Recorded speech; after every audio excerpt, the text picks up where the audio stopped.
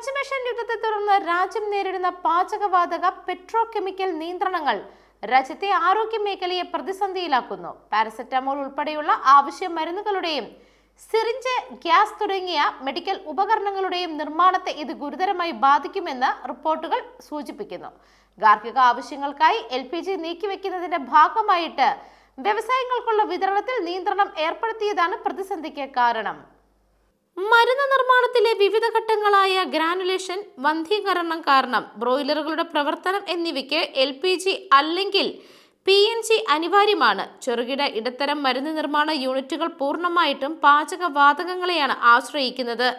വിതരണത്തിൽ തടസ്സമുണ്ടായാൽ അടുത്ത 2 മാസത്തിനുള്ളിൽ വിപണിയിൽ മരുന്ന് ക്ഷാമം അനുഭവപ്പെട്ടേക്കാമെന്നാണ് വിദഗ്ധർ മുന്നറിയിപ്പ് നൽകുന്നത്. മിക്ക കമ്പനികൾക്കും നിലവിൽ 15 മുതൽ 30 ദിവസത്തേക്കുള്ള സ്റ്റോക്ക് മാത്രമാണുള്ളത്. പ്രതിസന്ധി രൂക്ഷമായതോടെ ഇന്ത്യൻ ഫാർമസ്യൂട്ടിക്കൽ അസോസിയേഷൻ ഉൾപ്പെടെയുള്ള സംഘടനകൾ വാണിജ്യ പെട്രോളിയം മന്ത്രാലയങ്ങളെ സമീപിച്ചിട്ടുണ്ട്. കോവിഡ് കാലത്തെ പോലെ മരുന്ന് നിർമ്മാണത്തെ ആവശ്യ സേവനമായി പരിഗണിച്ച് ഇന്ധന വിതരണത്തിൽ ഇളവ് നൽകണമെന്നാണ് ഇവരുടെ ആവശ്യം. വിതരണം തടസ്സപ്പെട്ടാൽ രാജ്യത്തെ മാത്രമല്ല ആഗോള മരുന്ന് വിപണിയെയും ഇത് സാരമായി ബാധിക്കുമെന്നും ചൂണ്ടിക്കാണിക്കുന്നു. News desk, Magnavision.